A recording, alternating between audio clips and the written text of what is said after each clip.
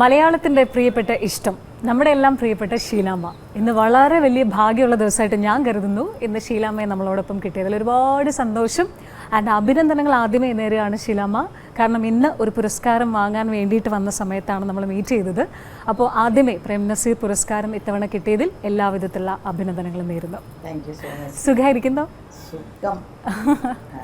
എന്നും എല്ലായ്പ്പോഴും ഷീലാമ്മയെ കാണുമ്പോൾ നമുക്ക് ചോദിക്കണം എന്ന് തോന്നുന്ന കുറച്ചധികം ചോദ്യങ്ങളുണ്ട്. ഞാനിങ്ങനെ വരുന്നു എന്ന് പറഞ്ഞപ്പോൾ തന്നെ കുറച്ച് ചോദ്യങ്ങൾ എനിക്ക് നമ്മുടെ യങ്സ്റ്റേഴ്സിൻ്റെ ഭാഗത്തു നിന്നൊക്കെ കിട്ടിയിട്ടുണ്ട്. അതൊക്കെ കൊണ്ടാണ് ഞാൻ വന്നത്. ശരിക്കും ഇഷ്ടങ്ങൾ ഒരുപാട് നമ്മൾ പറഞ്ഞു കേട്ടിട്ടുള്ളതാണ്, ഷീലാമ്മയുടെ ഇഷ്ടങ്ങൾ എന്തൊക്കെയാണെന്നുള്ളത്. അത് നമുക്ക് ഒരു തരത്തിലല്ലെങ്കിൽ നമുക്ക് ഈ സംസാരത്തിൽ നമുക്ക് മനസ്സിലാവും. നന്നായിട്ട് സംസാരിക്കാൻ ഇഷ്ടമുള്ള ഒരാളാണ്. ഒരുപാട് സംസാരിക്കുന്ന ഒരാളാണോ? അങ്ങനെയൊന്നും ഒരുപാട് സംസാരിക്കും. എനിക്ക് വലിയ ഇഷ്ടമാണ്, അത്രേ ഉള്ളൂ. വേറെ എന്താ, നമുക്ക് ഈ ലോകത്ത് എത്രയോ ജീവനുകളൊക്കെ ഉണ്ട്. ഉറുമ്പ് മുതൽ ആന വരയ്ക്കുണ്ട്. മനുഷ്യർക്ക് മാത്രമേ ചിരിക്കാനൊക്കെ ഉള്ളൂ. ഇപ്പോൾ നമ്മൾ ആരെ കണ്ടാലും ചിരിക്കും. ഞാൻ ആരെ കണ്ടാലും ചിരിക്കും, അറിഞ്ഞോ അറിയില്ലയോ. പക്ഷെ ചിലവരൊന്നും പൊക്കെ പ്രായമോ നമ്മൾ ചിരിച്ചാൽ ഒന്നും കുഴപ്പമില്ല. ചെറുപ്പത്തിൽ ആരെങ്കിലും കണ്ട് ചിരിച്ചാൽ അവരെന്തെങ്കിലും വിചാരിക്കുമോ നമുക്ക് പേടിയാണ്. അതുകൊണ്ട് അധികം ചിരിക്കാറില്ല. ആരെ കണ്ടാലും ചിരിക്കും. ഇപ്പം ഇന്നലെ ഫ്ലൈറ്റിൽ വരുമ്പോൾ കൂടെ കുറേ ഫോറിനേഴ്സ് ഉണ്ടായിരുന്നു. അപ്പോൾ അവരെ കണ്ട് ഹായ് എന്ന് ചിരിച്ചു ഞാൻ. അപ്പോൾ അവർ ഹായ്, അവർക്കും ഭയങ്കര സന്തോഷം. ഓ എന്ന് പറഞ്ഞിട്ട് അവർ വന്ന് എന്നോട് സംസാരിക്കുകയൊക്കെ ചെയ്തു. അതാണ് എപ്പോഴും ചിരിക്കുക. ഒരു മനുഷ്യൻ്റെ ഏറ്റവും നല്ല വെള്ളം കുടിക്കുക, ചിരിക്കുക. ഈ രണ്ട് കാര്യങ്ങളാണ്. ഇത് രണ്ടും നന്നായിട്ട് ശ്രദ്ധിക്കാറുണ്ട്. ഇത് രണ്ടും എപ്പോഴും ചിരിക്കും, വെള്ളം ഒരുപാട് കുടിക്കും. ആരോഗ്യത്തിൽ വേറെ എന്തൊക്കെ നിഷ്ഠകളാണുള്ളത്? നിഷ്ഠങ്ങൾ ആരോഗ്യത്തിൽ അങ്ങനെയൊന്നുമില്ല. എന്ത് കിട്ടിയാലും കഴിക്കും. കാരണം ഞങ്ങളൊക്കെ ആ കാലത്തൊക്കെ, ഈ കാലത്തും എല്ലാ ആർട്ടിസ്റ്റും നമുക്ക് ഇപ്പോഴല്ലേ വന്ന് മറ്റേ ഹോട്ടലിൽ നിന്ന് അത് മറ്റേ കുടിക്കുക മറ്റേ എന്നൊക്കെ പറയുന്നത്. അന്നൊക്കെ നമ്മളുടെ പ്രൊഡ്യൂസേഴ്സൊക്കെ കൊടുക്കുന്നതൊക്കെ കഴിക്കും. പിന്നെ ഞങ്ങളും തുടങ്ങി കേട്ടോ, അത് ഞങ്ങൾക്ക് മറ്റേ ഫുഡ് വേണം, ഈ ഫുഡ് വേണം, അതും ഇതൊക്കെ എന്നൊക്കെ പറഞ്ഞിട്ട് അതൊക്കെ ഉണ്ടായിരുന്നു. ഹീറോയിൻസിനൊക്കെ അങ്ങനെയുള്ളൊരു ഇതുകൊണ്ട് വീട്ടുവീഴ്ചകളുണ്ടല്ലോ. അങ്ങനെ ഫുഡൊക്കെ അങ്ങനെ വലിയ താല്പര്യങ്ങളൊന്നുമില്ല. ഇഷ്ടപ്പെടാത്ത കാര്യങ്ങൾ ഫുഡിൽ ഐസ്ക്രീം എനിക്കിഷ്ടമല്ല.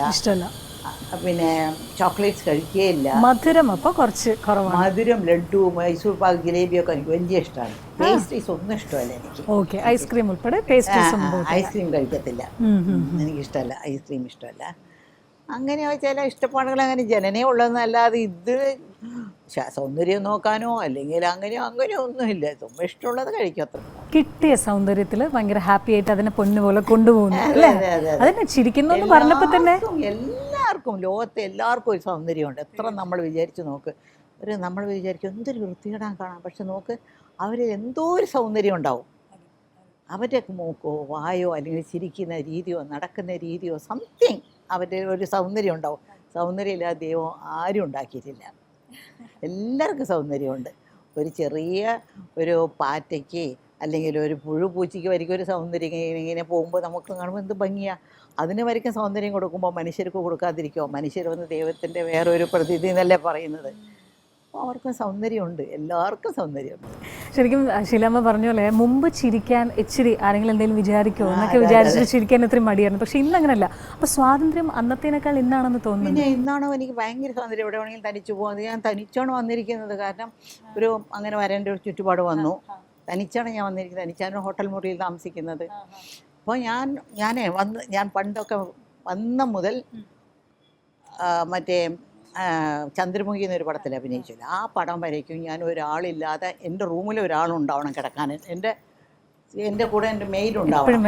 എൻ്റെ ജോലിക്കാരി ആരെങ്കിലും ഒരു സ്ത്രീ ഉണ്ടാവണം. അവിടെ ഷൂട്ടിങ്ങിന് പോയപ്പോൾ രാമോജി രാവ് ഷൂട്ടിംഗ് സ്റ്റുഡിയോയിലാണ്. അവിടെ നയൻതാര ഉണ്ടായിരുന്നു, പിന്നെ ജ്യോതിക ഉണ്ടായിരുന്നു.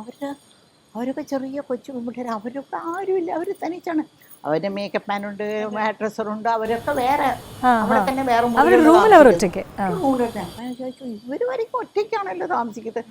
നമ്മളെന്തിനാ ഇങ്ങനെ എപ്പോൾ നോക്കിയാലും കൂട്ടിന് ഒരാൾ ആവശ്യമില്ല എന്ന് പറഞ്ഞാൽ അന്ന് മുതൽ ഞാൻ നിർത്തി. ഇല്ല, ഇപ്പോൾ എവിടെ പോയാലും ശരി ഞാൻ തനിച്ചാ കിടക്കത്തുള്ളൂ. വേറൊരു മുറിയിൽ അവർക്ക് ഒരു റൂം എടുക്കാൻ പറയും, അവിടെ കിടക്കും. അപ്പം ഈ പണ്ട് ഏറ്റവും കൂടുതൽ സിനിമകൾ ചെയ്തിട്ടുള്ള, അപ്പം ആ സമയത്ത് 60കളിൽ മുതൽ നമ്മൾ ഇങ്ങോട്ട് നോക്കിയ ഷീലാമ്മയുടെ പടങ്ങൾ അല്ലെങ്കിൽ ഷീലാമ്മയുടെ ക്യാരക്ടേഴ്സ് എന്നൊക്കെ പറഞ്ഞാൽ നമുക്ക് അത്രയും ഇഷ്ടമാണ്. ഇന്നാണ് സിനിമയെക്കുറിച്ച് കൂടുതൽ ജനകീയമായ ആളുകൾ കാണുന്നത്. മറ്റേത് അങ്ങനെയല്ല. സിനിമാ താരങ്ങൾ എന്ന് പറയുമ്പോൾ ഒരു ഡിസ്റ്റൻസ് ഉണ്ടാവും. അപ്പോൾ അന്ന് ഇത്രയും ഈ പറഞ്ഞിപ്പം നമ്മൾ കേൾക്കുന്ന അത്രയും വെയിൽ കൊണ്ടാ ടാൻ അടിക്കും, അല്ലെങ്കിൽ കാരവൻ സെപ്പറേറ്റ് ആയിട്ട് വേണം, അല്ലെങ്കിൽ ആ ഒരു സിനിമാ സൗഹൃദങ്ങൾ മാത്രമായിട്ട് അന്നത്തെ കാലത്തുണ്ടായിരുന്നു? അങ്ങനെ ഒന്നുമില്ലായിരുന്നു. ഞങ്ങൾക്കെല്ലാം ഒരു ജൂനിയർ ആർട്ടിസ്റ്റ് മുതൽ ഹീറോ വരയ്ക്കും ഞങ്ങളെല്ലാം ഒരേ സ്ഥലത്തിരിക്കും, ഒരേമാതിരി കഴിക്കും. ഞങ്ങൾക്ക് പ്രൊഡ്യൂസേഴ്സും അങ്ങനെയാണ് കൊടുത്തുകൊണ്ടിരുന്നത്. ഞങ്ങൾക്ക് അങ്ങനെ ഒരു വേറുപാടേ ഇല്ലായിരുന്നു. നാസി സാറൊക്കെ ഷൂട്ടിങ് കഴിഞ്ഞാൽ മരത്തിൻ്റെ അടിയിൽ പോയി ചുമ്മാ ഒരു കൂലിയായിട്ടായിരിക്കും അഭിനയിക്കുന്നത്. അപ്പോൾ തലയിൽ കെട്ടുന്ന തുണി ഉണ്ടാവുമല്ലോ, ആ തുണി ഇങ്ങനെ തലയ്ക്ക് വെച്ച് ഇങ്ങനെ കിടന്നുറങ്ങും ഞാൻ കണ്ടിട്ടുണ്ട്. അതിൻ്റെ ഫോട്ടോ പോലും ഈയിടയ്ക്ക് ഞാൻ കണ്ടു. അങ്ങേരും കൃഷ്ണനായർ സാറും, ഡയറക്ടർ കൃഷ്ണനായർ ഇരുന്ന് കിടക്കുന്നത്. അങ്ങനെ വലിയ വ്യത്യാസങ്ങളൊന്നുമില്ല. ഇപ്പോൾ വന്ന് ഞാൻ പറയട്ടെ എല്ലാം മാറിയില്ലേ. പിന്നെ ആർട്ടിസ്റ്റ് മാത്രം മാറാതിരിക്കും. എന്തിനാ ആർട്ടിസ്റ്റിനെ കുറ്റം പറയുന്നത്? എല്ലാവരും മാറി. ഇപ്പോൾ ഞങ്ങളൊക്കെ അന്ന് പുട്ടും കടലയും കഴിച്ചുകൊണ്ടിരുന്നവർ ഇന്ന് പിസ്സയൊക്കെ കഴിക്കുന്നില്ലേ. എല്ലാം ഫാസ്റ്റായിപ്പോയി. എല്ലാവരും മാറ്റമാണല്ലേ ലോകത്ത്. ഒന്നും ഒരു കാര്യം മാറാതിരിക്കുന്ന മാറ്റം മാത്രമേ ഉള്ളൂ. മാറ്റത്തിന് നല്ലതുമാണ്. മാറ്റം വേണമില്ല. അല്ലെങ്കിൽ നമ്മൾ ആദിവാസികൾ പോലെ ആ ഡ്രസ്സ് ഇട്ടോണ്ട് ചാടി ചാടി നടക്കില്ലേ നമ്മൾ ഇന്നലെ ഈ ഡ്രസ്സിലോട്ട് വന്നത്. തീർച്ചയായിട്ടും മാറ്റം വേണം, മാറ്റങ്ങൾ വേണം. പക്ഷെ പരാതികളുടെ കാര്യത്തിലോ? അന്ന് പരാതികൾ ഉണ്ടായിരുന്നു, പറയാൻ ആളില്ലാത്തത് കൊണ്ടാണോ പറയാത്തത്? ഇന്ന് പരാതികൾ പറഞ്ഞാൽ കേൾക്കാൻ ആളുള്ളത് കൊണ്ടാണ് അവർ പറയുന്നതെന്ന് തോന്നുന്നു. അല്ല, ഇപ്പം എന്താണെന്നറിയാം, ഞാൻ പറഞ്ഞാൽ തെറ്റിദ്ധരിക്കരുത്. ഒരുപാട് മീഡിയാസ് ഉണ്ട്, ഒരുപാട് മീഡിയ. അന്ന് പത്രം അല്ലാതെ ഞങ്ങൾക്ക് വേറെ ഒന്നുമില്ല. ഇപ്പോൾ ഇത്രയും മീഡിയാസിന് അവർക്ക് എന്തെങ്കിലും ഇട്ട് കൊടുക്കണ്ടേ?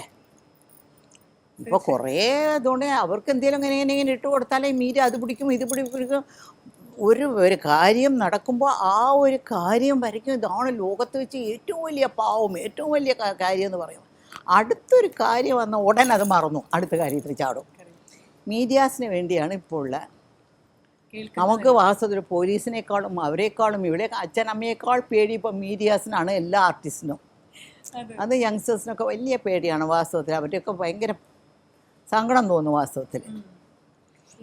ഇന്നത്തെ ജനറേഷൻ തന്ന മാതിരി അവർ ഡ്രസ്സ് ചെയ്യുന്നു വെച്ചേക്കും. നിങ്ങൾ എയർപോർട്ടിലൊക്കെ പോയി കണ്ടിട്ടുണ്ട് പെൺപിള്ളേരൊക്കെ എങ്ങനെയാണ് ഡ്രസ്സ് ചെയ്ത് നടക്കുന്നത്. അപ്പോൾ ആർട്ടിസ്റ്റ് ഡ്രസ്സ് ചെയ്താൽ എന്താ? പക്ഷെ ഉടനെ ഇവരിങ്ങനെ ഡ്രസ്സ് ചെയ്തു. അങ്ങനെ അത് അവരവരുടെ സ്വന്തം സൗകര്യമല്ലേ. അവർ ഡ്രസ്സ് ചെയ്യുന്നോ എങ്ങനെയാണ് ഡ്രസ്സ് ചെയ്യുന്നോ അവരങ്ങനെ ചെയ്തു, ഇതുവരെയ്ക്കുള്ള ബ്ലൗസ് ഇട്ടു, അങ്ങനെ ഇട്ടു, ഇത് ഇട്ടു എന്ന് പറഞ്ഞിട്ട് ഒരു കാര്യമില്ല. അത് അവരവരുടെ സ്വന്തം സൗകര്യമല്ലേ, ഇഷ്ടമാണ്, സ്വന്തം സൗകര്യമാണ്.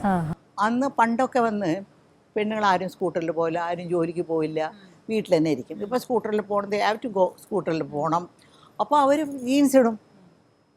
അപ്പോൾ ജീൻസ് ഇടുമ്പോൾ അതൊരു കുറ്റമായിട്ട് കാണാനൊക്കെ സൗകര്യമാണ് അതവർക്ക്. സാരിയും കെട്ടിയോണ്ട് ജീൻസ് പോകാനൊക്കെ അല്ല, ഐ മീൻ സ്കൂട്ടറിൽ പോകാൻ പറ്റില്ല. അപ്പോൾ മാറ്റങ്ങൾ വരുമ്പോൾ ഡ്രസ്സിൻ്റെ മാറ്റവും വരും, എല്ലാ മേക്കപ്പിൻ്റെ മാറ്റവും വരും. പിന്നെ ഒരുപാട് മേക്കപ്പ് സാധനങ്ങൾ. അയ്യോ, അഡ്വർടൈസ്മെൻറ്റ് കണ്ടാൽ ഇത് തേച്ച ഉടനെ നമ്മൾ വെളുത്ത് നാല് തന്നെ വരും. അത് മണ്ടത്തരാണ്. കാരണം അങ്ങനെയൊന്നും ഒന്ന് തെളിച്ച ഉടനെ സൗന്ദര്യം വരാറുണ്ടോ? അതൊന്നും അങ്ങനെ ഒരു മാജിക് ഒന്നും ലോകത്തില്ല. അത് പിന്നെ അവൻ്റെ ബിസിനസ് അല്ലേ. പേസ്റ്റ് എടുത്തോ, ബ്രഷിലെ പേസ്റ്റ് ഇടുമ്പോൾ അവർ കാണിക്കുന്നത് ഇത് മുതൽ ഇതുവരെയുള്ള പേസ്റ്റാണ് ഇടുന്നത്. നമ്മളത്ര എടുക്കില്ല. നമ്മളങ്ങ് ഇടാൻ പാടില്ല. നമ്മൾ ചുമ്മാ കുറച്ച്, അതൊരു ചെറിയ ഒരു കുരുമുളകിൻ്റെ 2 കുരുമുളകിൻ്റെ അത്ര എടുത്താൽ മതി. നമുക്ക് ഒരു നൊര വന്നാൽ മതി. പക്ഷെ ഇവർ കാണിക്കുന്ന അവർ ബിസിനസ് വേഗം ഈ പേസ്റ്റ് തീരണം, വേഗം അടുത്തടുത്ത് വേണം. എനിക്കെന്നെ തല കറങ്ങുന്നത്. ഈ പേസ്റ്റ് വാങ്ങണോ, ആ പേസ്റ്റ് വാങ്ങണോ? അതും നമ്മൾ എന്തെങ്കിലും ഒരു ഷോപ്പിൽ പോയാന്ന് വെച്ചേക്ക്, ഒരു 10-20 പെണ്ണുകൾ കാണും. നമ്മൾ എന്തെങ്കിലും ഒന്ന് മേടിക്കാൻ പോയാൽ അമ്മ ഇതാണ് നല്ലത്, അത് നല്ലതാണ്. അവർ നമ്മളെ കൺഫ്യൂസ്ഡ് ആക്കി നമ്മളൊരു ഗതിയാക്കും. നമുക്ക് തന്നെ അറിയില്ല ഏതാ മേടിക്കണം. പിന്നെ എല്ലാം കൂടി എന്തൊക്കെയോ മേടിച്ചുകൊണ്ട് വീട്ടിൽ വന്ന് ഇതെന്തിനാ പിന്നെ വായിച്ചു നോക്കുക, ഇതെന്തിനാ മേടിച്ചതെന്ന്. അവർ പറയുന്നൊക്കെ വാങ്ങുമോ? സാധാരണ ഇപ്പോൾ പെൺപിള്ളേർ അങ്ങനെയാണ്. ഞാൻ അധികം അങ്ങനെയുള്ള സാധനങ്ങളൊന്നും മേടിക്കാറില്ല, ചെയ്യാറില്ല. പക്ഷെ ചെയ്യും. കുറച്ച് വെളിച്ചെണ്ണയും മുഖത്തൊക്കെ കുറച്ച് നൈറ്റ് ക്രീം, നല്ല നൈറ്റ് ക്രീംസൊക്കെ ഇടും. അതൊക്കെ പേര് പറയണ്ടല്ലോ, നല്ല അതൊക്കെ ചെയ്യും. വെളിച്ചെണ്ണയും ബാക്കി പറഞ്ഞില്ല. വെളിച്ചെണ്ണ അതിൽ കുറച്ച് ഗ്ലിസറിൻ, വെറുതെ ഒന്നും വേണ്ട, വെറുതെ ഗ്ലിസറിൻ ഇല്ലേ, അത് മാത്രം നൈറ്റിൽ. ഗ്ലിസറിൻ ഇല്ല, അത് നൈറ്റ് തേച്ച് മുഖത്തൊക്കെ തേച്ച് കയ്യിലൊക്കെ തേച്ചാൽ അത് തന്നെ ഒരു വലിയ സൗന്ദര്യത്തിൻ്റെ. അതിൽ കുറച്ച് നമുക്ക് അലോവേര വയ്ക്കുന്നുണ്ടല്ലോ, അതും കൂടെ കലന്ന നീ നല്ലത്. അതിൻ്റെ കൂടെ ഒരു 2 നമ്മുടെ EVON ടാബ്ലറ്റ് അത് കട്ട് ചെയ്ത് അതിൻ്റെ കൂടെ അങ്ങനെ കലക്കി അതും കൂടെ ഇട്ടാൽ കുറച്ച് നല്ലത്. ഇതൊക്കെ നമ്മുടെ കയ്യിൽ തന്നെ ഉണ്ടല്ലോ. നമ്മളെന്തിനാ ഇപ്പോൾ ബ്യൂട്ടി പാർലറിൽ പോയി ഇത് നമുക്കറിയില്ല അവർ എന്തൊക്കെയാണ് മേടിക്കുന്നത്, എന്തൊക്കെയാണ് ഇടുന്നത്. അന്ന് ബ്യൂട്ടി പാർലറൊക്കെ ഉണ്ടായിരുന്നോ, പോവുമായിരുന്നോ? സത്യം പറയട്ടെ, ഞാൻ അഭിനയം നിർത്തിയില്ലേ, ഈ മനസ്സിനക്കരെ വന്ന പിന്നെയാണ് വന്നത്. ആ മനസ്സിനക്കരെ വന്ന് അഭിനയം നിർത്തുന്ന അപ്പം വരയ്ക്കും ഞാൻ ബ്യൂട്ടി പാർലർ കണ്ടിട്ടേ ഇല്ല. ഞങ്ങൾക്ക് അറിയില്ല ബ്യൂട്ടി പാർലർ, കാരണം സമയവും ഇല്ല. രാവിലെ മുതൽ രാത്രി വരയ്ക്കും ഞങ്ങൾ ഷൂട്ടിങ് എന്നല്ലാതെ ഞങ്ങൾക്ക് പോയി ഒരു അരമണിക്കൂർ ദിവസം വേണ്ടേ ബ്യൂട്ടി പാർലറിൽ പോയാൽ അവിടെ തേച്ച് കാല് തേച്ച് ഇത് തേച്ചൊക്കെ വരുമ്പോഴേക്കും ദിവസം പോകും. നമുക്ക് ദിവസം ഉണ്ടെങ്കിൽ പടം തീർക്കാം. അതെ അതെ, അതുകൊണ്ട് പോകാറേ ഇല്ല. ബ്യൂട്ടി പാർലർ പോയിട്ട് അഭിനയം നിർത്തിയതിന് ശേഷമാണ് ഓരോന്നും ബ്യൂട്ടി പാർലർ പോയി. പിന്നെ അതിന് മനസ്സിനക്കരെ വന്നതിന് ശേഷമാണ് ഈ പുതിയ ജനറേഷൻ്റെ ആൾക്കാരെയൊക്കെ ഞാൻ കാണാൻ തുടങ്ങിയത്. അതെ, വന്നപ്പോൾ ഇവരൊക്കെ ബ്യൂട്ടി പാർലർ പോകുന്നു, അവിടെ പോകുന്നു, ഇത് ചെയ്യുന്നു. അത് പുതിയ ഒരുപാട് സിനിമാ നടിമാർക്ക് അവരുടേതായിട്ടുള്ള ബ്രാൻഡ് തന്നെ ഉണ്ട്. പിന്നെ വന്ന് ഈ ഇത് ഐബ്രോസ് മാത്രം ഞങ്ങൾ തന്നെ പ്ലക്ക് ചെയ്യും. അല്ലെങ്കിൽ മേക്കപ്പാനോ അല്ലെ ഐബ്രോ ഉണ്ടാവോ, അവർ കുറച്ചുകൂടെ അത്രയോളം ഞങ്ങൾ ചെയ്തിട്ടുള്ളൂ. അല്ലാതെ ബ്യൂട്ടി പാർലർ എന്ന് പറഞ്ഞ സാധനം ഞങ്ങൾക്ക് അറിയാം. അത് ശരിക്കും കാണാനുണ്ട്. അന്നും ഇന്നും എടുത്തു വെച്ചിട്ട് നമ്മൾ നോക്കുമ്പോൾ സ്വാഭാവികമായിട്ടുള്ള ബ്യൂട്ടിയും നമ്മൾ ഉണ്ടാക്കിയെടുക്കുന്ന ബ്യൂട്ടിയും തമ്മിൽ നല്ല വ്യത്യാസമുണ്ട്. ശരി, ഇനി ഇതിലേറ്റവും മനോഹരമായിട്ടുള്ളൊരു കാര്യത്തെക്കുറിച്ച് പറയട്ടെ. എത്ര പേർക്ക് അറിയാമെന്ന് എനിക്കറിയില്ല, ശീലമ്മ അസാധ്യമായിട്ട് പെയിൻറ് ചെയ്യും. കുറച്ച് പേർക്കൊക്കെ അറിയാം, പക്ഷെ കൂടുതൽ അറിയാനായിട്ടുള്ളൊരു വിശേഷം ഞാൻ പറയാം. ഇനി വരാനിരിക്കുന്ന ഒരു എക്സിബിഷൻ ഉണ്ട്, അതായത് ഷീലാമ്മ വരച്ച പെയിൻറ്റിങ്സ് ഒക്കെ ഒരു എക്സിബിഷനിൽ വെക്കുന്നു. അതെന്തിനു വേണ്ടിയിട്ടാണെന്നുള്ളത് ഷീലാമ്മ തന്നെ പറയട്ടെ. അതെ, ഞാൻ ആദ്യം ഒരു എക്സിബിഷൻ വെച്ചു. നമ്മുടെ ഇവിടെ വന്ന് ഭയങ്കര ഒരു വെള്ളത്തിൻ്റെ ദുരിതം വന്ന എല്ലാവരും സമയത്ത്. അപ്പോൾ അവിടെ ലീ മെറിഡിയനിൽ വെച്ച് കൊച്ചിയിൽ വെച്ച് ഒരെണ്ണം ചെയ്തു. അതിൽ കിട്ടിയ കാശ് മുഴുവനും ഞാൻ അവർക്കും അതിനു വേണ്ടിയുള്ള സഹായത്തിന് കൊടുത്തു. എല്ലാ കാശും മുഴുവനും കൊടുത്തു. രണ്ടാമത് വന്ന് യു എസിൽ വെച്ച് ഒരെണ്ണം ചെയ്തു. അത് എനിക്ക് വേണ്ടി ആ കാശ് ഞാൻ എടുത്തു. ഇപ്പോൾ മൂന്നാമത് ഒരെണ്ണം ചെയ്യാൻ പോകുന്നുണ്ട്. അതായത് കാലിക്കറ്റിൽ ഏപ്രിൽ 3 തുടങ്ങുന്നു. ഏപ്രിൽ 3 മുതൽ 15 ദിവസത്തേക്കുള്ള ഒരു എക്സിബിഷനുണ്ട്. അത് എന്തിനാണെന്ന് വെച്ചാൽ ക്യാൻസർ പേഷ്യൻറ്റിന് വേണ്ടി. നമ്മുടെ നാട്ടിൽ, അതും കേരളത്തിൽ ഒരുപാട് ക്യാൻസർ പേഷ്യൻസ് ഉണ്ട്. അതും കേരളത്തിൽ ഒരുപാട് പേരുണ്ട്. എന്താണെന്ന് എനിക്കറിയില്ല. ഇത് മായം കലർന്ന ഊണാണോ ഇല്ല കർമ്മവിനയാണോ എന്തോ നമുക്കറിയില്ല, ഉണ്ട്. അപ്പോൾ എന്നെക്കൊണ്ടാവുന്ന സഹായം ദൈവം സഹായിച്ച് എനിക്ക് ദൈവം എല്ലാം കൊടുത്തിട്ടുണ്ട്. അതിനുവേണ്ടി എനിക്കൊരു ഫ്ലൈറ്റ് ഉണ്ട്, ഞാൻ അങ്ങനെയാണെങ്കിൽ അത്രയൊന്നുമില്ല. എൻ്റെ തകുതിക്ക് തന്ന മാതിരി ദൈവം എനിക്ക് കൊടുത്തിട്ടുണ്ട്. ഇനിയുള്ളത് എനിക്ക് എന്തെങ്കിലും ഒന്ന് ചെയ്യണമെന്ന് എനിക്ക് എപ്പോഴും മനസ്സിൻ്റെ അകത്തുണ്ട്. അപ്പോൾ ഈ ക്യാൻസർ പേഷ്യൻറ്റിന് വേണ്ടി ഞാൻ കൊടുക്കുകയാണ്. അവിടെ ഉള്ള ക്യാൻസർ പേഷ്യൻസിന് വേണ്ടി നിങ്ങളും കൂടെ ഒരെണ്ണം നടത്തുന്നുണ്ട് കേട്ടു. നല്ലതുപോലെ ദൈവം നിങ്ങൾക്ക് നല്ലത് വരുത്തട്ടെ. ഇങ്ങനെ മനസ്സുള്ളത് തന്നെ വലിയ കാര്യമാണ്. അങ്ങനെയുള്ള മനസ്സുള്ളവർക്ക് ഇത്രയും ബ്യൂട്ടിയൊക്കെ കിട്ടത്തുള്ളൂ. എന്ത് സുന്ദരിയാണ് ഇത്. കൊള്ളാം, ശരിക്കും വലിയ കാര്യമാണമ്മ. കാരണം ഇന്നിപ്പോൾ നേരത്തെ പറഞ്ഞതുപോലെ ചെറിയ വാവകൾ ഉൾപ്പെടെ ചിലരൊക്കെ പറയുന്നത് ക്യാൻസർ വരുന്നത് പുകയില കാരണം, അല്ലെങ്കിൽ അത് വലിച്ചതുകൊണ്ടാണ്, അല്ലെങ്കിൽ മദ്യപിക്കുന്നതുകൊണ്ടാണെന്നൊക്കെ പറയാം. അപ്പോൾ ചെറിയ വാവകളോ? നമുക്ക് അങ്ങനെ ഒരു ചോദ്യം തന്നെ പറയാനൊക്കെയില്ല. നമുക്ക് മറുജന്മത്തിലൊരു, ഞാൻ ക്രിസ്ത്യനാണ്, എന്നാലും ഹിന്ദുസാണ് മറുജന്മത്തിൽ വിശ്വസിക്കുന്നത്. നമുക്ക് മറുജന്മത്തിൽ വിശ്വാസം വന്നു പോകുന്നു. കാരണം കൊച്ചു കുട്ടികളൊക്കെ വരയ്ക്കും ജനിക്കുമ്പോൾ തന്നെ കണ്ണില്ല, കൈയില്ല, അല്ലെങ്കിൽ ഇതുവരെയ്ക്കും കൈയില്ല, ക്യാൻസർ. അപ്പോൾ കഴിഞ്ഞ ജന്മത്തിൽ ഇവരെന്തോ ചെയ്തിട്ടുണ്ടെന്നോ പറയുന്നതിൽ അർത്ഥമുണ്ടല്ലോ. അല്ലെങ്കിൽ ഇവർക്കിത് വരേണ്ട. ഇപ്പോൾ ഈ ജന്മത്തിൽ ചെയ്തെങ്കിൽ നമ്മൾ പ്രായമായതിനു ശേഷമാണ് നമ്മൾ ചെറുപ്പത്തിൽ ചെയ്യുന്ന അട്ടഹാസങ്ങളൊക്കെ എല്ലാം വന്ന് നമുക്ക് ഇത് കിട്ടും. പക്ഷേ ഈ ജനിച്ച പിള്ളേർക്ക് എങ്ങനെ വരും? അവർക്ക് വരയ്ക്കുന്നുണ്ട്, ഷുഗറുണ്ട്, ഇതിലൊക്കെ എനിക്ക് ഒരുപാട് ചെയ്യണമെന്നുണ്ട്. പക്ഷെ ദൈവം എനിക്ക് ഒരളവിനെ എല്ലാം ചെയ്തിട്ടുള്ളൂ. എനിക്ക് ജീവിക്കാനുള്ള അളവിന്. അത് കാരണമാണ് എനിക്ക് ചെയ്യാവുന്നത്. എനിക്ക് പെയിൻറ്റിങ് എന്ന് പറഞ്ഞാൽ ഞാനൊരു വലിയ പെയിൻറ്ററാണെന്നൊന്നും ഞാൻ അവകാശപ്പെടുന്നില്ല. ഈ ചെന്നൈയിലൊക്കെ റോട്ടിൻ്റെ അവിടെയൊക്കെ മുഴുവനും ഈ ഭിത്തി മുഴുവനും അവർ എന്ത് ഭംഗിയായിട്ടാണ് വരച്ച് വെച്ചിരിക്കുന്നത്. പിന്നെ ഇവിടെ നമ്മുടെ ബാനറുകളൊക്കെ വരയ്ക്കുന്നത് എന്ത് ഭംഗിയായിട്ടാണ് ഓരോ ആർട്ടിസ്റ്റ് വരയ്ക്കുന്നത്. അതിൽ 1000-1 പോലും ഞാനില്ല. പക്ഷേ ഞാൻ ചെയ്ത ഷീല എന്നുള്ളൊരു പേര് അതിലുണ്ട്. എപ്പോഴും ഒരു ഫേസ് വാല്യൂ എന്ന് പറഞ്ഞൊരെണ്ണം ഉണ്ടല്ലോ, അതിനു വേണ്ടിയാണ് ഞാൻ ചെയ്യുന്നത്. എന്തോ കുത്തിക്കുരുക്കി എന്തൊക്കെ ചെയ്യുന്നുണ്ട്. അപ്പോൾ നിങ്ങൾക്ക് ഉണ്ടാവുന്ന എല്ലാ സഹായങ്ങളും ചെയ്യണം. ചുമ്മാ നിങ്ങൾ സഹായിക്കുന്നതിനേക്കാൾ ഇതിനു വേണ്ടി ഒരു ചാരിറ്റിക്ക് വേണ്ടി ചെയ്യുമ്പോൾ മനുഷ്യർക്ക് ഏത് മനുഷ്യനും ഉണ്ടാവും മനസ്സിൻ്റെ അകത്ത് ഇത് ചെയ്യണമല്ലോ എന്നൊരു മനുഷ്യനുണ്ടാവും. അതിനൊരു സന്ദർഭമാണ്. 15 ദിവസത്തേക്കുള്ള എക്സിബിഷനാണ്. ആദ്യത്തെ 2 ദിവസത്തിലെല്ലാം വിറ്റുപോയി എന്ത് ചെയ്യും? അങ്ങനെ അത് വിറ്റുപോകുന്നൊന്നും പറയാനൊക്കില്ല. കഴിഞ്ഞ പ്രാവശ്യം ഉണ്ടാക്കിയ എല്ലാ മിക്കവാറും പെയിൻറ്റിങ്ങുകളൊക്കെ രവി പിള്ള എന്നുള്ളൊരു അങ്ങേരും പിന്നെ സോമതീരത്തിൻ്റെ ബേബി മാത്യു, ഇവർ രണ്ടുപേരും എല്ലാം അങ്ങ് മേടിച്ചു. പിന്നെ വിറ്റുപോകാനൊന്നുമില്ല. പിന്നെ ഞങ്ങൾ സോൾഡ് എന്ന് എഴുതി വെച്ചു എല്ലാം. അപ്പോൾ അവർക്ക് അത്രയും മനസ്സിലായി. കാരണം അവർക്ക് അത്രയും സഹായിക്കണം എന്നുണ്ടായിരുന്നു മനസ്സിന്. ആ വെള്ളപ്പൊക്കത്തിൽ വന്ന ആൾക്കാരെയൊക്കെ സഹായിക്കാൻ വേണ്ടിയാണ് അവരത് ചെയ്തത്. നല്ല മനസ്സ് ബേബി മാത്യുവിനും ഇവർക്കൊക്കെ ഉണ്ടെന്ന് പറഞ്ഞാൽ ഒരു വലിയ കാര്യമല്ലേ. ചെന്നൈയിൽ എത്ര വർഷമായി അവിടെ സ്റ്റേ ആയിട്ട്? എനിക്ക് 13 വയസ്സ് മുതൽ ഇതുവരെയ്ക്കും ഞാൻ ചെന്നൈയിലാണ്. അപ്പോൾ കേരളത്തെ മറന്നിട്ടുണ്ടോ ഇല്ലയോ എന്നുള്ള ചോദ്യത്തിന് വേണ്ടിയിട്ടാണ് ഞാനത് ചോദിച്ചത്. കേരളത്തെ മറന്നിട്ടില്ല എന്നുള്ളതിൻ്റെ തെളിവ് തന്നെയാണ് ഇപ്പം പറഞ്ഞ കാര്യങ്ങളും. കാരണം പ്രളയ സമയത്ത് ചെന്നൈയിലായിരുന്ന ഷീലാമ്മ നമ്മളെ മറന്നിട്ടില്ല. നമ്മൾ മലയാളികളെ ചേർത്ത് നിർത്തി എന്നുള്ളതാണ്. പകുതി ദിവസം ഞാൻ ഇവിടെ ഷൂട്ടിങ് അത് ഇതെല്ലാം ഇവിടെ തന്നെ ഇവിടെ വന്നും പോയോണ്ടിരിക്കുകയല്ലേ. ഇപ്പോൾ തന്നെ പടങ്ങൾ അഭിനയിക്കാവുന്ന 3-4 പ്രാവശ്യം ഞാൻ വരുന്നുണ്ടല്ലോ കേരളത്തോട്ട്. കേരളത്തിൽ ഏറ്റവും പോയ സ്ഥലങ്ങളിൽ ഇഷ്ടമുള്ളത് ഏതാണ്? ചിലപ്പോൾ ആ സ്ഥലത്തെ ആൾക്കാർ കേട്ടിരിക്കുമ്പോൾ അവർക്ക് ഭയങ്കര സന്തോഷം തോന്നും, ഷീലാമ്മയ്ക്ക് ഞങ്ങളുടെ സ്ഥലമാണ് ഇഷ്ടം എന്നുള്ളത്. പോയിട്ടുണ്ടോ അങ്ങനെ എവിടെയെങ്കിലും ഒക്കെ പുറത്തൊക്കെ പോയിട്ടുണ്ടോ കേരളത്തിൽ വരുമ്പോൾ ഷൂട്ടിന് വരുമ്പോൾ? കേരളത്തോട്ട് ഷൂട്ടിന് വരുമ്പോൾ കേരളം ആ ഷൂട്ടിംഗ് സ്പോട്ട് അല്ലാതെ ഞാൻ വേറെ ഒന്നും കണ്ടിട്ടില്ല. കാരണം ഞങ്ങളെ പ്രൊഡ്യൂസേഴ്സ് കൊണ്ടുപോകും. ഇപ്പോൾ വന്ന് മനസ്സിനക്കരയിൽ ഒരു പാട്ടുണ്ടല്ലോ, ഞാൻ നയൻതാരയെല്ലാം കൂടെ പാടുന്നത്. അപ്പം ഞങ്ങളെ കൊണ്ടുപോയി അവിടെ ഒരു ഊഞ്ഞൽ കെട്ടി അലയിരുത്തി പാട്ട് പാടി. അത് കഴിഞ്ഞോണ്ട് ആ പാട് നേരെ കൊണ്ട് റൂമിലേക്ക് കൊണ്ടുപോയി തള്ളിവിടും. പിന്നെ ഞങ്ങൾ കാണുന്നത് പിറ്റേ ദിവസം വേറൊരു സീൻ. എവിടെയും ഞാൻ കണ്ടില്ല. കേരളത്തിൽ സത്യത്തിൽ ഞാൻ കണ്ടിട്ടേ ഇല്ല. അതേക്കാൾ നല്ലത് ഈ ലോകം മുഴുവനും ചുറ്റി കണ്ടു. ജപ്പാൻ മുതൽ ചൈന എല്ലാം. ഇനി പോകാത്ത സ്ഥലം ഒന്നുമില്ല. കേരളം മാത്രം അങ്ങനെ ഞാൻ പോയി ഒന്നും കണ്ടിട്ടില്ല. അത് സങ്കടമായി. നമുക്ക് എന്തായാലും ഷീലാമ്മയെ കൊണ്ട് എല്ലായിടവും കാണിക്കണം. എന്താ വെച്ചാൽ ഈ പ്രൊഡ്യൂസർമാർ കൊണ്ടുപോകും. നെക്സ്റ്റ് ടൈം കേരളത്തിൽ വരുമ്പോൾ ഷീലാമ്മ 2 ദിവസം ഒരു എൻഗേജ്മെന്റ് ഇല്ലാതെ വന്ന് നിന്നാൽ ഞങ്ങൾ കൊണ്ടുപോകും. അപ്പൊ 2 ദിവസം കാണാനുള്ളതേ ഉള്ളൂ. അല്ല, 2 ദിവസത്തിലെങ്കിലും ഷീലാമ്മ അത്രയും ടൈം ലിമിറ്റ് അല്ലേ? ഞാൻ പറയട്ടെ, ഞാൻ ഇത്രയും എത്ര സ്ഥലങ്ങൾ പോയിട്ടുണ്ടല്ലോ. കേരളം പോലുള്ള ഒരു ടൂറിസം ഡെവലപ്പ് ചെയ്യാനുള്ള ഒരു സ്ഥലം ലോകത്ത് വേറെ ഞാൻ കണ്ടിട്ടില്ല. പക്ഷെ അവർ അത്രയും ഡെവലപ്മെൻറ്റ് ചെയ്യുന്നില്ലല്ലോ. എത്ര നല്ല നല്ല സ്ഥലങ്ങളാണ്.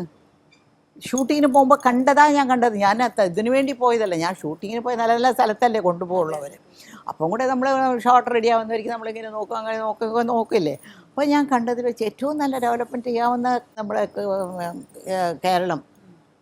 അതെന്താ ചെയ്യാത്തത് എനിക്ക് മനസ്സിലാവുന്നില്ല. എത്രയോ ചെയ്യാം. God's own country. അതെ, ഗോഡ്സ് ഓൺ കൺട്രി. ഇവിടെ വെച്ചിട്ട് കുറേ, അതായത് നേരത്തെ പറഞ്ഞത്, ഷൂട്ടിംഗ് ഉണ്ടാകും. പക്ഷേ ആ ഷൂട്ടിംഗ് ലൊക്കേഷൻ മിക്ക സിനിമകൾ ഇവിടെ തന്നെ ആയിരുന്നില്ലേ? അല്ല, മിക്കവാറും ഔട്ട്ഡോർ ഷൂട്ടിങ്ങിനൊക്കെ ഇവിടെ വരും. ഞങ്ങൾ ചെന്നൈയിലായിരുന്നു എല്ലാ ഷൂട്ടിങ്ങുകളെല്ലാം ഞങ്ങൾ ചെയ്തുകൊണ്ടിരുന്നത്. ചെന്നൈയിലായിരുന്നു. അപ്പോൾ ഇത് മലയാളം പടാന്ന് അറിയിക്കാൻ വേണ്ടി കുറേ തെങ്ങൊക്കെ കാണിക്കണ്ടേ. അപ്പോൾ മേലെ ക്യാമറ വെച്ച് തെങ്ങിൻ്റെ അടിയിലൊക്കെ ഞാനോ നസീറോ സത്യനോ ഒക്കെ പാടുന്നതായിട്ടോ അതൊക്കെ പാട്ട് എടുക്കാനായിട്ട് വരും ഇവിടെ. അപ്പോൾ ഭയങ്കര ക്രൗഡായിരുന്നു. അപ്പൊക്കെ ജനങ്ങൾ പിടിച്ച് കട്ടിക്കുക അങ്ങനെയൊക്കെ ആയിരുന്നു. ഭയങ്കര വരുമ്പോൾ ഇഷ്ടം എന്നൊക്കെ പറഞ്ഞൊരു സ്നേഹം കൊണ്ട് ഇഷ്ടം. ഇപ്പോൾ എങ്ങനെയാ വെച്ചാൽ ജനങ്ങൾക്ക് വേണമെങ്കിൽ അപ്പോൾ മമ്മൂട്ടിയോ മോഹൻലാലോ അഭിനയിക്കുന്നു, അവരെ ഒന്ന് കാണണമെന്നാണെങ്കിൽ ഇന്ന സ്ഥലത്ത് ഷൂട്ടിംഗ് നടക്കുന്നുണ്ട് എന്ന് പറഞ്ഞാൽ അവിടെ മതിലിൽ അവിടെ പോയി നിന്ന് നോക്കി അവർ കാണാൻ പറ്റും.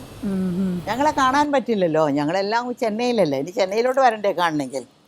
അത് ഇച്ചിരി ബുദ്ധിമുട്ടായിരുന്നു അന്നത്തെ കാലത്ത്. ബുദ്ധിമുട്ടായിരുന്നു. അതാണ്. അതുമല്ല, ഇന്നിപ്പോൾ നമ്മുടെ നടന്മാരുടെ അല്ലെങ്കിൽ നമ്മുടെ ഫിലിം മുഴുവനായിട്ട് മലയാളം മാത്രമല്ല എല്ലാത്തിനും സോഷ്യൽ മീഡിയ ആക്സസ് ആയതുകൊണ്ട് തന്നെ ഫേസ്ബുക്ക് ആവട്ടെ, ഇൻസ്റ്റഗ്രാം ആവട്ടെ, യൂട്യൂബ് ആവട്ടെ, അതുകൊണ്ട് തന്നെ നമ്മളുടെ അടുത്ത് നിൽക്കുന്ന ഒരാൾ എന്നുള്ളൊരു ഫീൽ എല്ലാ ജനങ്ങൾക്കും ഉണ്ട്, അല്ലെങ്കിൽ ആരാധകർക്കും ഉണ്ട് എന്നുള്ള. അന്ന് പക്ഷേ അതില്ലായിരുന്നു. ഇന്നിപ്പോൾ എങ്ങനെയാണ് സോഷ്യൽ മീഡിയ കാണാറും നോക്കാറും അതിനെ ഒബ്സർവ് ചെയ്യാറൊക്കെ ഉണ്ടോ? പക്ഷേ എന്ത് കാണാനും നിങ്ങൾക്ക് ഇഷ്ടം? അവരെ പറ്റി ഒരു കുറ്റം പറയുന്നത് കാണാനോ അവരുടെ ഡ്രസ്സിനെ പറ്റി പറയാനോ? ഇത് കാണാനല്ലേ നിങ്ങൾക്കൊക്കെ ഇഷ്ടം.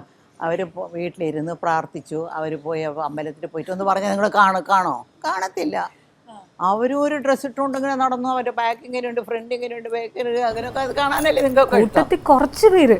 എല്ലാവരും അങ്ങനെയല്ല, മിക്കവാറും 99% അങ്ങനെയാണ്. അതെയാ? പിന്നെ അങ്ങനെയാണെങ്കിൽ ഇത് കണ്ടാൽ മതിയല്ലോ, അതുപോലെ സ്വാമിജീരെ കണ്ടാൽ മതിയല്ലോ, എന്തിനാ ഇതിൽ കാണുന്നു. അമ്മ ആക്റ്റീവ് ആണോ? സോഷ്യൽ മീഡിയയിൽ എപ്പോഴും കയറി നോക്കാറൊക്കെ ഉണ്ടോ? അങ്ങനെയല്ല, ആവശ്യത്തിന് വേണ്ടി ഉപയോഗിക്കും. ഉണ്ട് ഉണ്ട്, ആവശ്യത്തിന് വേണ്ടി ഞാൻ കാണും. ആവശ്യത്തിന് ഈ ആർട്ടിസ്റ്റിനെ പറ്റിയൊക്കെ വല്ല തെറി പറയുമോ കുറ്റം പറയുമ്പോൾ എനിക്ക് മനസ്സിന് ഭയങ്കര ദേഷ്യമാണ്. അതെന്താണെന്നറിയില്ല, എൻ്റെ ചോരങ്ങ് തിളയ്ക്കും എനിക്ക്. ആർട്ടിസ്റ്റ് ആരെ പറ്റി പറഞ്ഞാലും ശരി എനിക്ക് ഭയങ്കര കഷ്ടമാണ്. അങ്ങനെ എപ്പോഴെങ്കിലും പ്രതികരിക്കണമെന്ന് തോന്നിയിട്ടുണ്ടോ? ഞാനൊക്കെ ഇനി വലിയ വലിയ ആൾക്കാർക്കേ പ്രതികരിക്കാൻ ഒക്കുന്നില്ല. ഈ സാധാരണ ഒരു ഷീലയ്ക്ക് എന്ത് ചെയ്യാൻ പറ്റും പറ? ഒരു സ്ത്രീക്ക് എന്ത് ചെയ്യാൻ പറ്റും? പക്ഷെ പ്രതികരിക്കണം തോന്നിയിട്ടുണ്ട്, ഒരുപാട് തോന്നിയിട്ടുണ്ട്. ഈ വേഷത്തെക്കുറിച്ച് പറയുമ്പോൾ അല്ലേ, സ്വാതന്ത്ര്യത്തെ നമ്മുടെ ഇന്ത്യയെ പറ്റിയോ ഭയങ്കര അഴുക്കാണ്, അതാണ് ഇതാണെന്നൊക്കെ പറയില്ലേ. ഇന്ത്യ ഈസ് വെരി ഡേർട്ടി എന്നൊക്കെ പറയുമ്പോൾ നമുക്ക് തോന്നും. ഞാൻ US പോയപ്പോഴേ ആദ്യം അവരോട് ഞാൻ ആവശ്യപ്പെട്ടത് എനിക്ക് അവിടെ ഉള്ള സ്ലമ്മ് കാണണം. കാരണം എന്താണെന്ന് വെച്ചാൽ നമ്മളെ മാത്രം കുറ്റം പറഞ്ഞുകൊണ്ടിരിക്കുക, അവിടെ സ്ലം ഒന്ന് കാണട്ടെ നമ്മൾ ഒന്ന് പറഞ്ഞിട്ട് സ്ലം കാണാൻ പോയി. ബ്ലാക്സ് ഒക്കെ ജീവിക്കുന്ന വൃത്തികേടാന്ന് പറയോ, അത്രയും വൃത്തി. നമ്മുടെ നാട്ടിൽ അത്രയും വൃത്തികെട്ട സ്ഥലങ്ങളില്ല. പിന്നെ ട്രെയിനിൽ പോകണം, ഓർഡിനറി ട്രെയിനിൽ പോകണം എന്ന് വിചാരിച്ചു. അപ്പോൾ ട്രെയിനിൽ കയറിപ്പോയി, അവരെന്നെ വിളിച്ചുകൊണ്ട് പോയി, ട്രെയിനിൽ കൊണ്ടുപോയി. പോയപ്പോൾ ആ ട്രെയിനിൽ മുഴുവൻ എഴുതി വൃത്തികേടൊക്കെ എഴുതിയൊക്കെ വെച്ചിരിക്കുക ട്രെയിനിലൊക്കെ. ആ കാലത്ത് ഇപ്പോഴെങ്ങനെയാണെന്ന് എനിക്കറിയില്ല, ആ കാലത്തിലുള്ള കാര്യങ്ങൾ ഞാൻ പറയും. ശരി. അപ്പോൾ എല്ലാ സ്ഥലത്തും സ്ലം ഉണ്ടാവും, എല്ലാ സ്ഥലത്തും ഉണ്ടാവും. ഇപ്പോൾ ട്രംപ് പറഞ്ഞിരിക്കുകയാണ് അവരുടെ സ്ഥലമൊക്കെ നന്നാക്കുന്നൊക്കെ പറഞ്ഞിരിക്കുന്നു. അതിനെപ്പറ്റി നോ കമൻസ്, അത്രയേ ഉള്ളൂ. ഓക്കെ. ഏറ്റവും കൂടുതൽ മനോഹരമായിട്ടുള്ള പാട്ടുകൾ കിട്ടിയിട്ടുള്ളത് നമ്മുടെ ഷീലാമ്മയ്ക്കാണെന്ന് പറഞ്ഞാൽ ആരും തർക്കിക്കില്ല. ഒപ്പം നമ്മുടെ വയലാറ് പോലും മനോഹരമായിട്ടുള്ള വരികൾ ഷീലാമ്മയ്ക്ക് വേണ്ടി എഴുതിയിട്ടുണ്ട്, സമർപ്പിച്ചിട്ടുണ്ട് എന്നുള്ളതും എന്തൊരു ഭാഗ്യമാണ്. മലയാളത്തിലെ മറ്റ് താരങ്ങൾക്കൊന്നും കിട്ടാത്ത ഏറ്റവും വലിയൊരു ഭാഗ്യമാണ് അങ്ങനെ കിട്ടിയിട്ടുള്ളത് അല്ലേ? അമ്മയ്ക്ക് ആ ഒരു പാട്ടിൻ്റെ ആ ഒരു ഓർമ്മകളെക്കുറിച്ച്, അല്ലെങ്കിൽ അമ്മയ്ക്ക് കിട്ടിയ പാട്ടുകളൊക്കെ അതിൻ്റെ ഓർമ്മകളെക്കുറിച്ച് പറഞ്ഞാൽ എങ്ങനെയാണ്? അതിലൊരു പ്രൗഡല്ലേ, ഒരു അഭിമാനമല്ലേ? അങ്ങനെയൊന്നും ഞങ്ങൾ ഓർക്കില്ല. പോയ വെയിലത്ത് നിർത്തി കാലിൽ ചെരുപ്പില്ലാതെ മിക്കവാറും ഈ ഗ്രാമത്തിലുള്ള പെണ്ണുങ്ങളല്ലേ ഒരു ലുങ്കി എടുത്തോണ്ട് വേഗാതെ വെയിലിൽ കൊണ്ടുപോയി നിർത്തും. എൻ്റെ പൊന്നെ എന്നൊക്കെ പറഞ്ഞ അങ്ങനെ എന്ന് പറഞ്ഞ പാട്ടുകളൊക്കെ എന്താ വരികളൊക്കെ ഒക്കെ പാടും. പാടി കഴിഞ്ഞോണ്ട് അയ്യോ ടച്ചപ്പ് കൊണ്ടാ അങ്ങനെ ഓർക്കുന്നല്ലാതെ. നല്ല വെയിലത്തായിരുന്നില്ലേ? ഭയങ്കര വെയിലത്ത്, കടപ്പുറത്ത് വെയിലത്ത്. പക്ഷെ എന്തൊരു നല്ല പാട്ടുകൾ, ഇന്നും മലയാളികൾക്ക് പ്രിയങ്കരമായിട്ടുള്ള പാട്ടുകൾ തന്നെ. ചെന്നൈയിലാണെങ്കിലും ഈ മലയാളം പാട്ടുകളൊക്കെ റിപ്പീറ്റ് കേൾക്കാറുണ്ടോ? പിന്നെ ചെന്നൈയിൽ റേഡിയോയിൽ മലയാളം പാട്ടുകൾ വരത്തില്ല. റേഡിയോയിൽ വരത്തില്ല. പിന്നെ ഞാൻ ഇവിടെ വരുമ്പോൾ കാറിൽ ട്രാവൽ ചെയ്യുമ്പോൾ ഞാൻ ഡ്രൈവർമാരോട് പറയും ഒന്ന് റേഡിയോ വയ്ക്കുക, റേഡിയോ വയ്യുന്ന. കാരണം അവർ സംസാരിക്കുന്ന രീതിയും എന്താ പെണ്ണുങ്ങളോടൊക്കെ സംസാരിക്കുന്ന എന്ത് രസമാണ് കേൾക്കാനായിട്ട്. അത് റേഡിയോ കേൾക്കാൻ എനിക്ക് വലിയ ഇഷ്ടമാണ്. വീട്ടിൽ 24 hours റേഡിയോ കേട്ടോണ്ടിരിക്കും, റേഡിയോ ഓടിയോണ്ടിരിക്കും. നമ്മൾ എന്ത് ജോലി, ഞാൻ പെയിന്റിങ് ഒക്കെ ചെയ്യുമ്പോഴും ഈ റേഡിയോ അവിടെ, കാരണം കാണണ്ടല്ലോ, ലോക വിഷയങ്ങളെല്ലാം അറിയാനും പറ്റും. ഞാൻ ടി വിയിൽ മിക്കവാറും കാണുന്നത് ന്യൂസാണ്. ഒരുപാട് ന്യൂസ് കാണും ഞാൻ. ന്യൂസ് കണ്ട് നെഗറ്റീവ് ആവാറുണ്ടോ? ഇതൊക്കെ എന്താ ന്യൂസ്? അങ്ങനെയൊന്നും അപ്ഡേറ്റ് എന്താണ് ലോകത്തിൽ എന്താ നടക്കുന്നത്. അപ്പോൾ എൻ്റെ കൊച്ചുമക്കളൊക്കെ പറയും എന്താ അമ്മ ഈ പ്രായത്തിൽ പോയിട്ട് ന്യൂസ് കണ്ടുകൊണ്ടിരിക്കുന്നത്. ഞാൻ പറഞ്ഞു ഏത് പ്രായത്തിലും ശരി നമ്മൾ ലോകത്തിൽ എന്താ നടക്കണം എന്ന് അറിഞ്ഞിരിക്കണം. ഏത് സമയത്താണ് പെയിന്റിംഗ് ഒക്കെ ചെയ്യാൻ തോന്നുന്നത്? ഒരു പർട്ടിക്കുലർ കാലത്ത് എഴുന്നേൽക്കില്ലേ, കാലത്ത് എഴുന്നേറ്റ് ഒരു ചായ കഴിക്കും. ചായ കഴിച്ചിട്ട് ഞങ്ങളുടെ വീട്ടിൻ്റെ താഴെ തന്നെ കാർ പാർക്കാണ്, ഞങ്ങളുടെ വീടിൻ്റെ വലിയ സ്ഥലമാണ്. അപ്പോൾ അവിടെ തന്നെ നടക്കും. ഞാൻ അവിടെ തന്നെ ഒരു അരമണിക്കൂർ നടക്കും. നടന്നിട്ട് വന്നിട്ട് മുഖമൊക്കെ കഴുകിയിട്ട് അപ്പോൾ പെയിൻറ്റിങ് ചെയ്യാൻ തുടങ്ങിയ 2-3 മണിക്കൂർ ചെയ്യും. കണ്ടിന്യൂസ് ആയിട്ട് ചെയ്യും. എന്നിട്ട് അത് കഴിഞ്ഞ് പിന്നെ അന്നത്തെ ജോലി അത് ഇതൊക്കെ ആവും. എനിക്ക് ഒരുപാട് ഫ്രണ്ട്സുണ്ട്. കാരണം എനിക്ക് അഭിനയിക്കുന്ന കാലം വരയ്ക്കും എനിക്ക് ഫ്രണ്ട്സേ ഇല്ലായിരുന്നു. അതിൻ്റെ ഒരു വെറിയാണ് എനിക്കിപ്പോൾ. എത്ര ഫ്രണ്ട്സ് എനിക്ക് ഒരുപാട് ഫ്രണ്ട്സുണ്ട്. ഞങ്ങളെല്ലാം കൂടെ കടയ്ക്ക് പോകും, അവിടെ അവിടെയൊക്കെ കറങ്ങാൻ പോവും.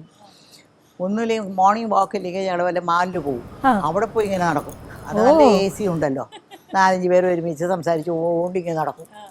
ഗേൾസ് ഹാങ് ഔട്ട് എന്നൊക്കെ ലേഡീസ് ഓൺലി. ശരി. അപ്പോൾ അത് എൻജോയ് ചെയ്യുന്നുണ്ട് ഇപ്പോൾ ഏറ്റവും കൂടുതൽ സമയം? Enjoy my life. അതായത് എനിക്ക് ആർക്കും വേണ്ടി പേടിക്കരുത്, നമ്മൾ ന്യായമായിട്ടുള്ള കാര്യത്തിന് ആർക്കും വേണ്ടി പേടിക്കരുത്. നമ്മുടെ ജീവിതം നമ്മുടേതാണ്, നമ്മൾ ജീവിക്കണം, നമ്മുടെ ഇഷ്ടത്തിന് നമ്മൾ ജീവിക്കണം, അങ്ങനെ ജീവിക്കണം. വാർത്തകൾ കേൾക്കുന്നുണ്ട്, അപ്ഡേറ്റഡ് ആണ് എന്ന് പറഞ്ഞപ്പോൾ ഞാൻ നേരത്തെ ചോദിച്ചതുപോലെ ഇപ്പോൾ നമ്മൾ കേൾക്കുന്ന ചെറിയ മക്കളിൽ ഉണ്ടാകുന്ന മാറ്റങ്ങൾ നമ്മൾ ശ്രദ്ധിച്ചോ? ഒരുപാട് മാറ്റങ്ങളാണ്. അധ്യാപകരോട്, അല്ലെങ്കിൽ പാരൻസിനോട് അവരോടൊക്കെ പെരുമാറുന്ന ഒരു രീതി മാറുന്നു. നമ്മളിന്ന് സ്കൂളിൽ പഠിക്കുന്ന സമയത്തൊന്നും അധ്യാപകരോട് എതിർത്ത് സംസാരിക്കാറില്ല. പക്ഷേ ഇന്നത്തെ മക്കളൊക്കെ മാറി. അത്തരത്തിലുള്ള പ്രതികരണമായി ഒരു വല്ലാത്തൊരു സ്റ്റേജിലേക്ക് മാറിക്കൊണ്ടിരിക്കുകയാണ്. അത് അമ്മ ശ്രദ്ധിച്ചായിരുന്നു. എന്തുകൊണ്ടായിരിക്കും നമ്മുടെ ഇന്നത്തെ തലമുറയിലെ കുട്ടികൾക്ക് അത്തരത്തിലൊരു വലിയ മാറ്റം സംഭവിച്ചാൽ ഇപ്പോൾ ഒരമ്മ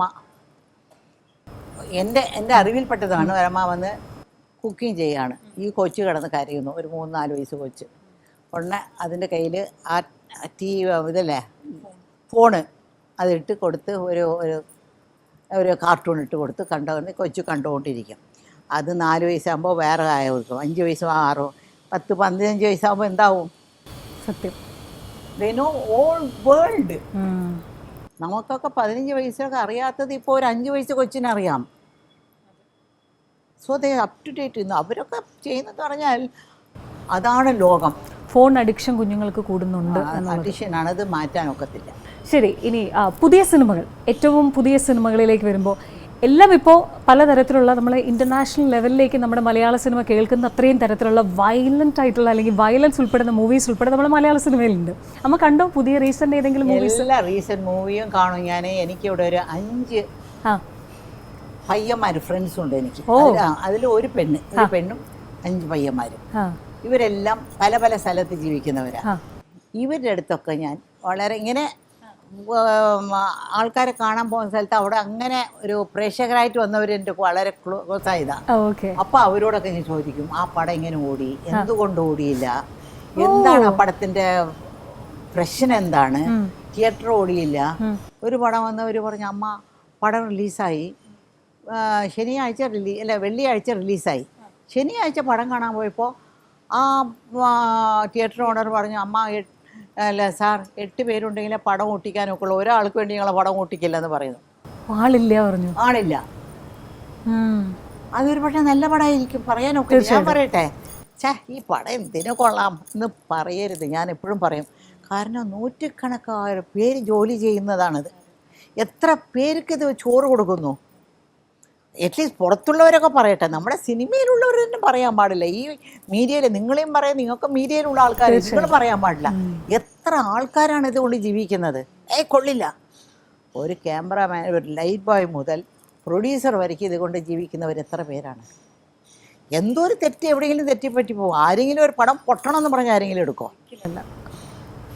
അത് കാരണം പിന്നെ ചില പൊട്ട പടങ്ങൾ ഓടും. കാരണം നമ്മൾ വിചാരിക്കും, എന്താ ഈ പടം ഓടാൻ കാരണം? അതായത് ആ പ്രൊഡ്യൂസറുടെ ടൈം നല്ല ടൈമായിരിക്കും, അയാളുടെ സമയം നല്ല സമയമായിരിക്കും. ഇപ്പോൾ ഒരു അടിപടം, ഭയങ്കരമായിട്ട് അടി എന്ന് പറഞ്ഞ വയലൻസ് എന്ന് പറഞ്ഞ് ജനങ്ങൾ, ഞാൻ കാണില്ല കേട്ടോ, ആ പടം ഭയങ്കരമായി ഓടി. അപ്പോൾ അതിൻ്റെ അർത്ഥം എന്താ? വയലൻസാണ് ജനങ്ങൾക്ക് ഇഷ്ടം. നിങ്ങൾ നല്ല പടങ്ങളെടുക്കും, ഓടില്ല. ദേ വോണ്ട്. ഇപ്പോൾ പടം കാണാൻ വരുന്നവരൊക്കെ 15-16 വയസ്സ് മുതൽ 30 വയസ്സ് വരയ്ക്കാണ് തിയേറ്ററിൽ പോയി പടം കാണുന്നവർ. അല്ലെങ്കിൽ ഞങ്ങൾ അമ്മമാരോ പെണ്ണുങ്ങളോ ആരൊക്കെ അധികം തിയേറ്ററിൽ പോകില്ല. ഒരു മാസം കഴിഞ്ഞാൽ ഇത് OTT വരില്ല, അപ്പോൾ കാണാമല്ലോ എന്ന് പറഞ്ഞാൽ എല്ലായിരിക്കും. അപ്പോൾ ഈ വയലൻസ് ഉള്ള പടങ്ങളാണ് ജനങ്ങൾക്ക് ഇഷ്ടം. നമ്മൾ മാറ്റാനൊക്കത്തില്ല. വയലൻസ് എന്തോ ഇപ്പം കൂടെ വയലൻസ് എന്നൊക്കെ പറഞ്ഞൊരു പടം വന്നില്ലേ, അതും എന്താ, അത് വയലൻ്റാണ്. പിന്നെ ഞാൻ പറയട്ടെ, ചില പടങ്ങൾ കൊള്ളക്കാരനാണ് അതിൽ ഹീറോ. അവൻ പോയി കൊള്ളയടിക്കുന്നു, അവൻ പോയി ഗവൺമെൻറ് എതിരായിട്ട് പോയിട്ട് മരം വെട്ടുന്നു. ആ പടത്തിന് ഗവൺമെൻറ് വന്ന് അവാർഡ് കൊടുത്തിരിക്കുന്നു. എങ്ങനെ അവാർഡ് കൊടുക്കാം? അവനൊരു തെറ്റ് ചെയ്യുന്ന അവനാണ് ഹീറോ, അവന് അവാർഡ് കൊടുക്കാമോ? ആ പടത്തിനാണ് അവാർഡ്, അവനല്ല, ആ പടത്തിന് അവാർഡ്. അപ്പോൾ ആരെ ഗവൺമെൻറ് കുറ്റം പറയാനൊക്കെ? തീർച്ചയായിട്ടും കറക്റ്റ് പോയിന്റുകളാണ് പറഞ്ഞിരിക്കുന്നത്. ശരി, നമുക്ക് ഫൈനൽ ഒരു ക്വസ്റ്റ്യനിലേക്ക് കൂടെ പോകാം. ഇത്രയും ബ്യൂട്ടിഫുൾ ആയിട്ടുള്ള അട്ടകളിലേക്ക് ഇരിക്കുന്നത് ഞാൻ ആദ്യം പറഞ്ഞപ്പോഴേ പറഞ്ഞു, എൻ്റെ ഭംഗിയെക്കുറിച്ചൊന്നും പറയരുതെന്ന് എന്നോട് പറഞ്ഞതുകൊണ്ട് ഞാൻ പറഞ്ഞില്ല. പക്ഷെ പറയാതെ പോകാൻ പറ്റാത്തതുകൊണ്ട് പറയട്ടെ, എത്ര കളക്ഷൻ ഉണ്ട് സാരിയുടെയൊക്കെ, സാരി ഓർണമെൻറ്റ്സിൻ്റെ ഒക്കെ കളക്ഷൻ? അമ്മാതിരി കളക്ഷൻസ് ഉണ്ടോ വാർഡ്രോബിൽ? അങ്ങനെയൊന്നുമില്ല. കാരണം ഇപ്പോൾ ഞാൻ മാത്രമല്ല, ആർട്ടിസ്റ്റ് എല്ലാവരും ഇപ്പോൾ ഈ സാരി ഞാൻ കെട്ടി, ഈ ലോകം മുഴുവനും കണ്ടു. ഇനി ഞാനിത് കെട്ടാനൊക്കെ കറക്റ്റ്. അപ്പോൾ എനിക്ക് എൻ്റെ റിലേഷൻസ് ഉണ്ട്, എൻ്റെ ഫ്രണ്ട്സ്, വളരെ ക്ലോസ് ഫ്രണ്ട്സ് ഉണ്ടാവും. അപ്പോൾ അവർക്കൊക്കെ ആർക്കെങ്കിലുമൊക്കെ കൊടുക്കും. അങ്ങനെയൊക്കെ അങ്ങനെ ഒന്ന് ചേർത്തി വെക്കുന്ന ഒരു സ്വഭാവം എനിക്കില്ല. ഒന്നും ചേർത്തി വെക്കണമെന്ന് എനിക്കില്ല.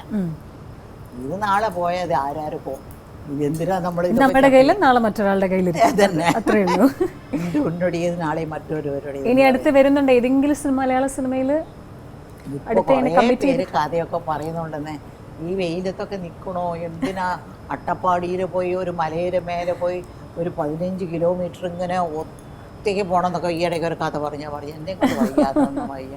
ഒരു വീട്ടിൻ്റെ അകത്ത് അങ്ങനെ ഒതുങ്ങി ഇനിയുള്ള കഥയാണെങ്കിൽ പറഞ്ഞാൽ മനസ്സിലാക്കാനൊക്കെ മതി. ഒരു കഥയാണെങ്കിൽ ഓക്കെ. അപ്പൊ അങ്ങനെ ഒരു കഥ നമുക്ക് ഉടനെ തന്നെ പ്രതീക്ഷിക്കാം. ഒരു പടം എടുക്കുക. എന്തായാലും അങ്ങനെ ഒരു പടം എന്തായാലും വരട്ടെ. ഷീലാമ്മയെ കണ്ട് ഞങ്ങൾക്ക് മലയാളികൾക്ക് കൊതി തീർന്നിട്ടില്ല. ചെയ്തുകൊണ്ടിരിക്കുന്ന നല്ല കാര്യങ്ങൾ അത് കഥാപാത്രങ്ങളിലൂടെയാണെങ്കിലും വരയിലൂടെയാണെങ്കിലും മനോഹരമാക്കിക്കൊണ്ടിരിക്കുന്നു. ഇനിയും മുമ്പോട്ട് അങ്ങനെ തന്നെ പോട്ടെ. വീണ്ടും എത്രയും വേഗം അടുത്ത ഒരവസരത്തിൽ കാണാൻ. നന്ദി, നമസ്കാരം. ഏപ്രിൽ 3-ാം തീയതി കാലിക്കറ്റിൽ വെച്ചാണ് എൻ്റെ പെയിൻറ്റിങ് എക്സിബിഷൻ നടക്കുന്നത്. എല്ലാവരും വരണം. ക്യാൻസർ പേഷ്യൻസിന് വേണ്ടി സഹായിക്കണം. നിങ്ങളും റേഡിയോയിലും സംസാരിക്കണം. തീർച്ചയായിട്ടും അമ്മ. Thank you so much.